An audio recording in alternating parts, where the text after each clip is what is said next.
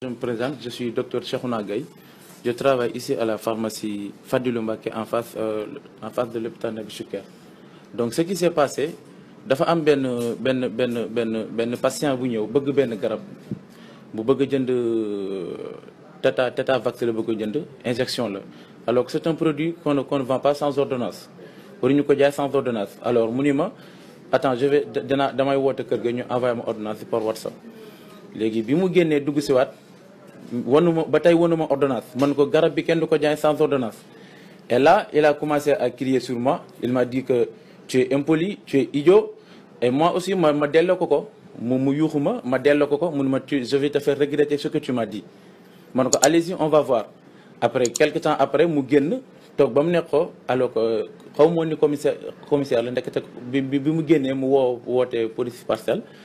bi mu wootee quelque temps après benn camion wàcce taxaw fi wàcce ay agent de police, je ne sais pas agent de police leen xaw ma lan lañ ñu dugg ci pharmacie bi génne ma par la force. Et bi ñu duggee ci pharmacie bi ils m'ont menotté, ils m'ont fait sortir par la force, casser vitrine yi fi nekk, voilà génne ma par la force yóbbu ma police nii la demee.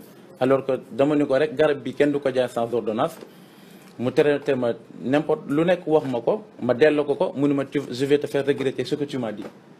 Alors man ko c'est ce qu'on va voir. Après quelque temps après mu woote police ay agents yi ñoo fi génn ma par la force manote ma yóbbu ma.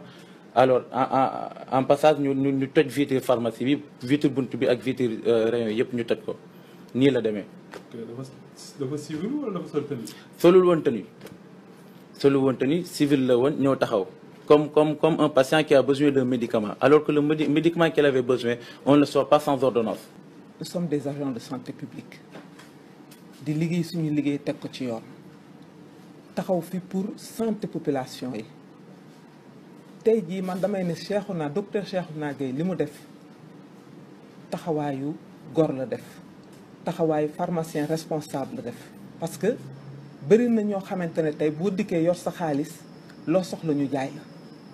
fii nag yàlla dimbali nañu ba liggéey bi ñu ngi conformé wu à la législation.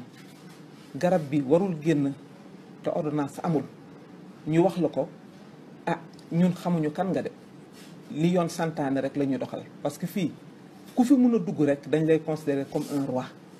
C'est un patient yi seen wér-gu-yaram moo ñu fi bàyyi kon nag duñ fi nekk di def lu ñu neex.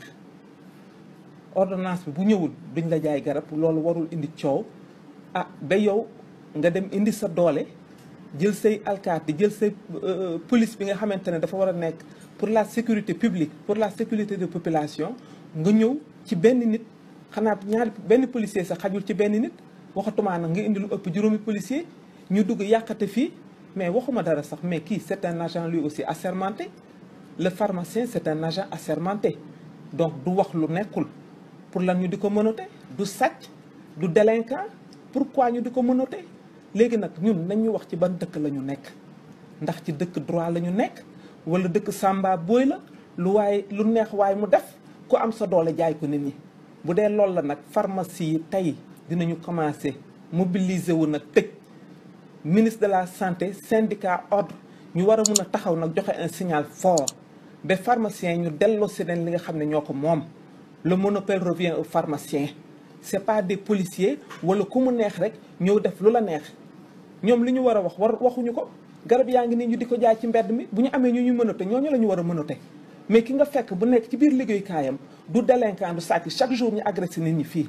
chaque jour ñu gis fii ñoo xamante ne ñi liñ leen war a jàppee bëri nañ ay sàcc yaa ngi fi kenn defu leen dara.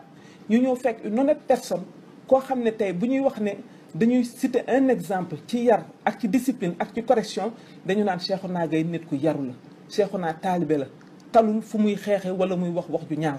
seetaane nag mun na taxaw bu seetaane taxawee nag ñun ñëpp dañuy d'accord ne les responsabilités sont partagées. te man mënuma d'accord ki dikk ci bërëb règlement bi moo fiy dox nga tëb di saaga ay insanité kooku warul jóge ci gémmiñu kilifa. man bi ma demee mu ne ma man commissaire bi maa ñëwoon foofu dama jaaxle parce que man bañ ma interpellé dama ko woo di woote wallu woo commissaire parcelle parce que moo ñu gën a jege. mu ne ma man mi maa fa demoon ma ne non ay agresseur ñoo fa ñëw mu ne ma man mii la donc c'est grave. Je pense que dëkk bi toll na foo xam ne il faut que ñu recadrer nag autorité yi waaw man de awma droit recadrer autorité waaye kenn ku nekk war nga xoolaat sa bopp ba booy dem ci sa nawle nga xam ban comportement nga fay yóbbu.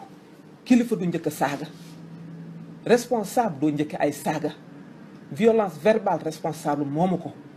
Pharmaciens yi nag xaw nañu sàggan parce que ñun lu ñu teg rek ñu nangu masala bi nag ëpp na fi mu nekk nii dañoo war a taxawaat nag ministre bi taxaw bu fekkee ne ñun la fi nekkal ak population yi ñu xam bu fekkee nag daf fee nekk pour kenn ku nekk lu la neex nga dajale say garab nu la neex waxee nu la neex taxawee ordonnance léegi koo ne indil sa ordonnance population bi ne lank tëdd ci suuf bëri na fi ñoo xam ne toujours fii dañuy xuloo ci lan indil ordonnance parce que tàmm nañ gis garab ñu di ko jaay ci mbedd. Donc je pense que la police sénégalaise doit être au service des populations ñun ñii nag rawatina ñun ñii nga xam ne dañu fi nekk pour la santé des populations police balaa muy sécuriser kenn ñun la war a njëkk sécuriser.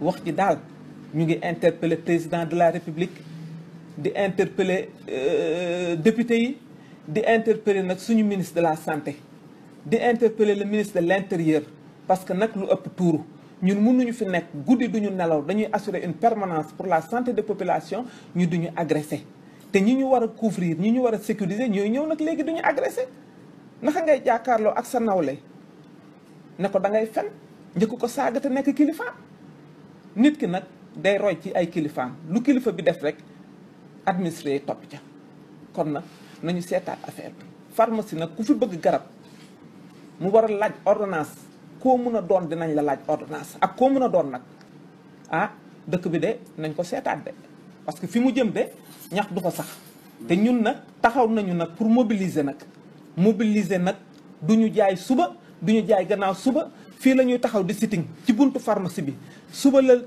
15 août ba 3 jours daal danañu sitting ci buntu pharmacie bi ku ñu laaj ñu wax li ñu metti